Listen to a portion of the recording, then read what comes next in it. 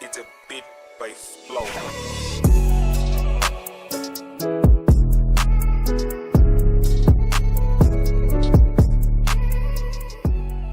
What's going on, guys? Thank you so much for tuning in for another video. We are finally back with the daily cruiser for a little update. I got a lot of stuff to catch you guys up to speed on, a lot of parts to unbox and get ready to install hopefully here in the next few days, and just a ton of random daily stuff that I have needed to update you guys on for a little bit now, and that we've been hoping to get an update out on for a while, but stuff just kept happening and just kind of kept going wrong with this stupid car. But because there's so much random stuff going on, we're kind of going to do this in a story time format. But because it's super cold and super windy out today, we're actually going to film the rest of the story time portion of this right here so that I don't freeze and so that I can look at the clips here on my other screen and make sure that I don't miss any details. So as you guys know, we recently did the heater core on this car. That was a big job. I didn't get the car inspected. Before that, the car was overdue and I needed to get it done, but I said, you know, I'm gonna wait, tear the thing apart, do everything I gotta do, and then I'll take it and get that done. The last episode, I updated you guys on some of the stuff since then and trying to get it inspected, but I completely forgot because the battery had been unplugged to make sure that my monitors were reset before I brought it down. And one of the monitors, actually no, two of the monitors weren't ready, and you have to have at least all but one ready for a car that's this old. So I kind of screwed up by not checking. I don't know why I didn't do that, because I always do. Also, we were having some weird issues with a lot of oil in the intake, and I didn't think it was blow-by. I thought it was PCV valve related or something crankcase ventilation related. So we cleaned everything out, replaced our intake manifold gaskets and our PCV valve in that episode, but I kind of cut it short because there's a lot of stuff getting screwed up with it, with the inspection and, you know, all that fun stuff. So anyways, we went ahead and replaced the PCV valve. I was going to throw a new hose on it, but it turns out the hose that I had laying around did not fit, so I was not able to do that. I reused the old hose and I ordered a new one, which is still not here, by the way. So I went ahead and got it warmed up, started getting ready for our inspection,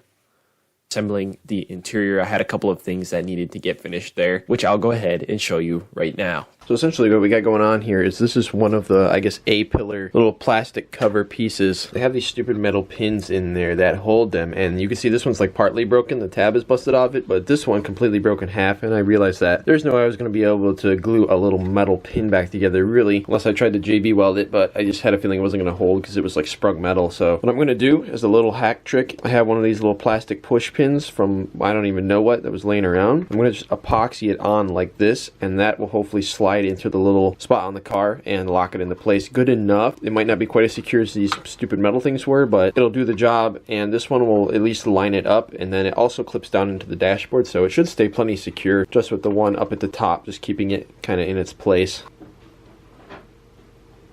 Oh god.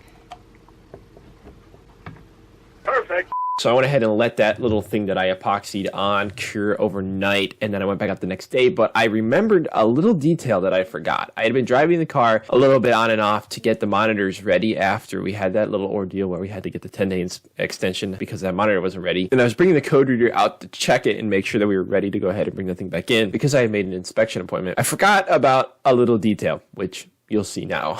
Alright boys, new day, back out here in the shop with the daily. I got our little glued piece here that we're going to test out. But also, I just went ahead and called the guy down the road from me that does my inspections now. And he said, hey, yo, if you got some time, like within the hour, could fit this thing in and try to get it inspected today. Kind of hurrying now, and I'm hoping that we're good because I forgot that it threw that pending misfire code. So I don't know if they clear themselves or not, or if I'm going to have to clear it, or if that's going to be an issue. So I'm going to check it and give it a quick look with the little ready test on this thing. I actually lost my Maxi Link for a while. I could not find it, but this thing is amazing, especially for inspections, and it has a ready test and it knows everything about the whole check engine light, safety emissions test, and it'll tell you if the car is ready or not, if, you know, any codes are conflicting or whatever else. Let's see, I am readiness. Let's see what we got.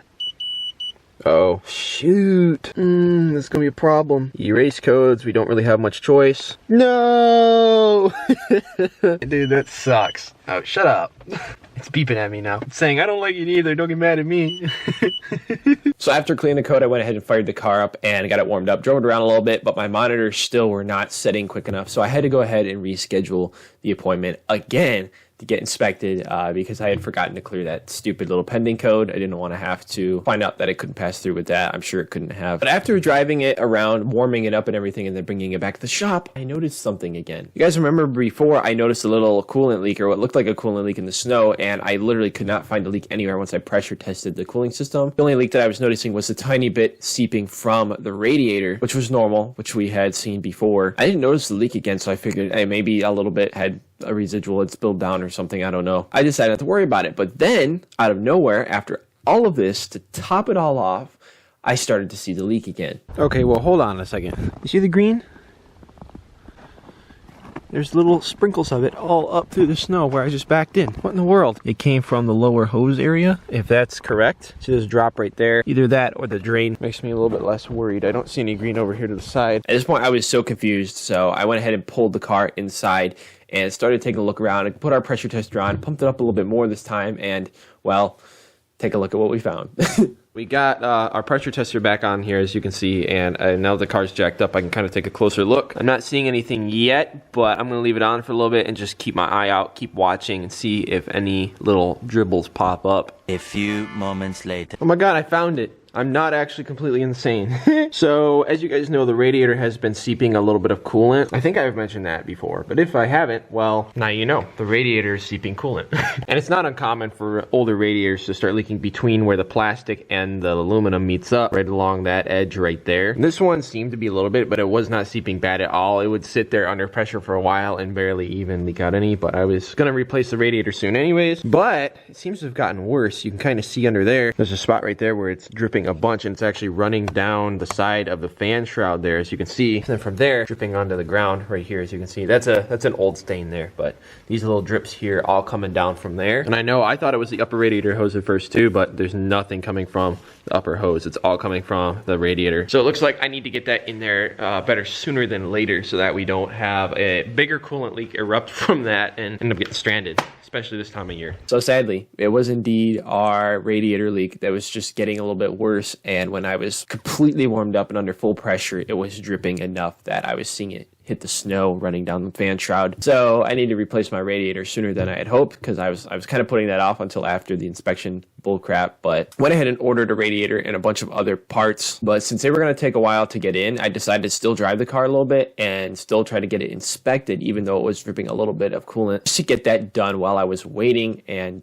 you know, it was still a small leak, so I wasn't too concerned. All right guys, we are back on a Monday. I took some time off of this car for I believe just the weekend. Decided not worry about it for the time being, because there was not a whole lot I could do until today. I actually just called the mechanic down the road from me who's doing my inspections now, and he said he could get this car in today if I could bring it down. So I'm taking this thing out for a little bit of a spin, because I haven't driven it all weekend, which I should have driven it on the weekend, but I forgot to, because there is one more monitor that needs to get completed before we are good. Just doing a little cruising, and we'll stop in there and I'll keep you guys up to date when we finally get that thing working and we can pull it in.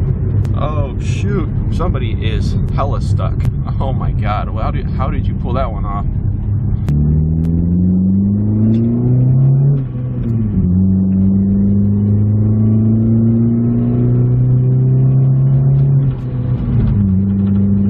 Just pull over real quick to check our monitors, and it shows that we're good on the MaxiLink Ready test, all but the O2 sensor monitor, which we should be good without that. The evap one is actually completed, the cat one is completed. We should be good to go. Let's go stop in and get this freaking sticker in the window. 1 hour later. Da, da, da, da. Let's go, baby! It's about time. I took way too long to get done just because I kept forgetting and issues kept coming up, but we got it. Finally. So hallelujah, we finally got an inspection sticker in the dang car. It's finally legal. Finally got all that done. And actually the next day, all my parts came in. I ordered a few different things for this car, including our radiator. So without further ado, that's where we're going to go ahead and finish out this video. I'm going to drive the daily over here, actually throw all the parts in, because the parts got delivered to the house and I got to bring them out to the shop. So I'm going to use the daily to do that and go ahead and unbox them and talk about what you guys have to look forward to in the next episode, which is going to be a big TLC on the daily video. I'm so excited to make that. So let's go ahead and get out to the shop.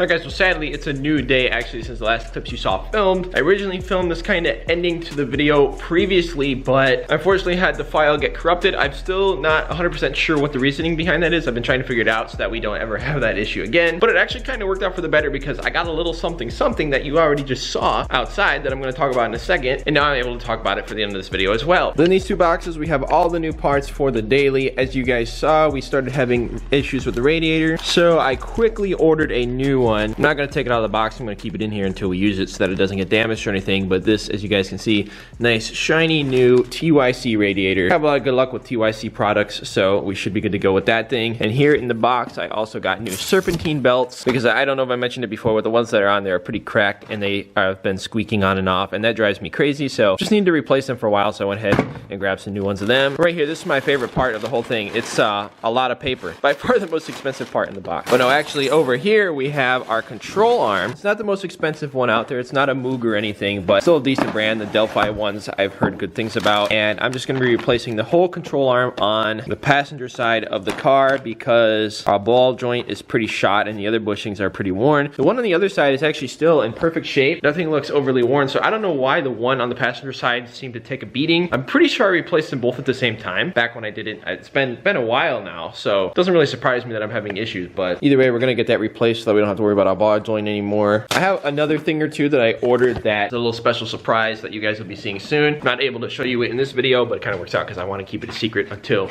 we drop the video, because it's something kind of special and something I haven't actually done before on one of my cars, ironically. Before I head back outside and show you what we got out there, I just want to give you guys a little update on this. Just finishing up a job on this car that has been a big mess. It'll be the next video you see, and here's a little sneak peek. Oops. A lot of things went wrong there. That's been part of the reason why things have been delayed, why videos have been a little slow coming out over the past week. My bad. But you will see throughout the rest of this week all the stuff that went wrong this past week that I've been filming that is going to be awesome content for the rest of this week.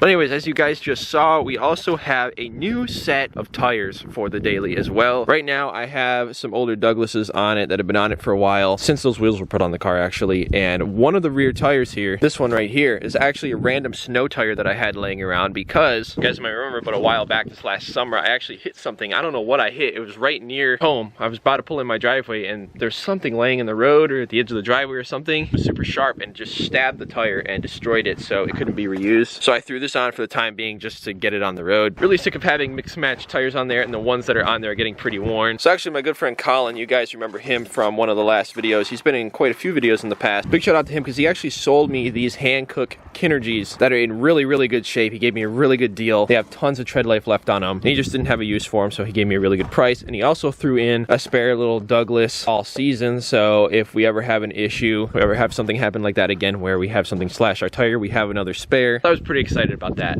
Later. Had to drag the parts back out here to get a little thumbnail picture that I think turned out pretty cool. But I think that is where I'm going to wind down our little update. I hope you guys enjoyed. I've been needing to tell you guys about everything that's been going on with this car for quite a while. And stay tuned for the next episode in which we'll be giving this thing a bunch of TLC that it is needed for a little while, as you can see. And stay tuned for the next motor mount from hell video, as you guys just got a little sneak peek of. That'll be out in just a couple days from when this is dropping. But again guys, thank you so much for watching this quick little video. And thank you so much for the support.